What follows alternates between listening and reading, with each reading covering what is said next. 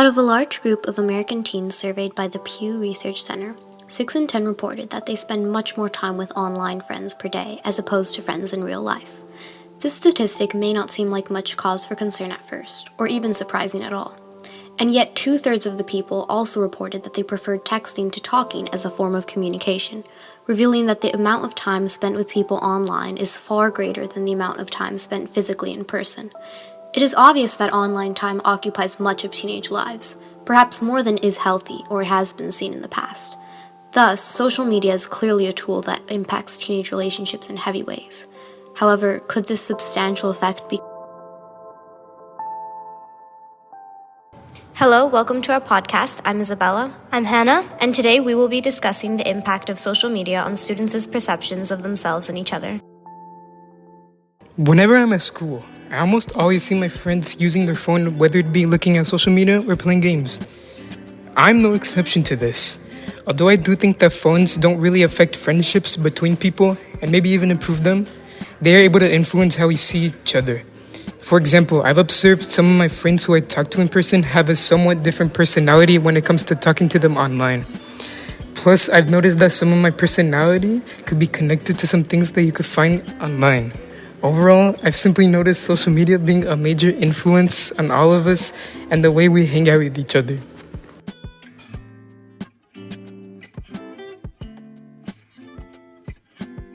Looking at Child Mind Institute, we know that students are spending more and more time on social media to communicate with each other.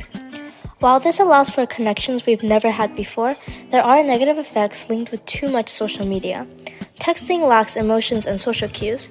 This leads to an inability to confront people and properly socialize. Excess screen time is also linked to loneliness and isolation from peers in person. An interview with high school student Victoria Kalatian gives more insight into how social media affects relationships at school. So Victoria, how much do you think you depend on your phone? I think I depend quite a bit on my phone, especially when I'm bored, because it gives easy access to connect with other people or play games or watch shows wherever I am. And how much of your school time do you think is spent on your phone? Not too much, I hope. I try to pay attention, but sometimes when classes get boring or we're not really doing anything, I'll be on my phone if I don't have other work. I see. And what do you think the use of phones have done to friend groups and relationships at school? I think that in a way, phones can kind of bring us together because we can show each other the different things that we see on social media. But also sometimes we kind of just end up on our phones during lunch and stuff instead of talking to each other, which kind of makes the time that we have together not as interesting. Oh, I see. Thank you. Hearing from Victoria, we see that while social media is certainly useful for staying connected and alleviating our boredom, excessive use disrupts close bonds and creates a sense of isolation and prevents people from communicating with each other. It's hard to see where the line is drawn. How much social media is too much? I think it's important to evaluate where our time is spent and how social media is affecting all of us. So, what can we do? We are aware that parents can limit the amount of time children are able to use their phone.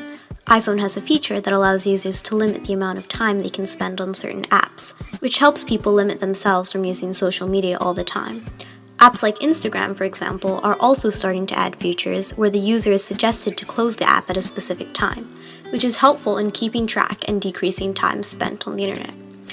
However, how can people generally decrease time spent online by themselves overall? To start, just practice talking with others in person. Leave your phone somewhere far enough away from you, and instead try to visit friends or talk to family members without any prominent digital influence. This also helps your own personal mental health, as it keeps you from being influenced by media online and allows your brain to develop more normally. The overuse of social media has led to more distant relationships between students in real life. Teens and young adults struggle with depression and anxiety caused by the overuse of social media.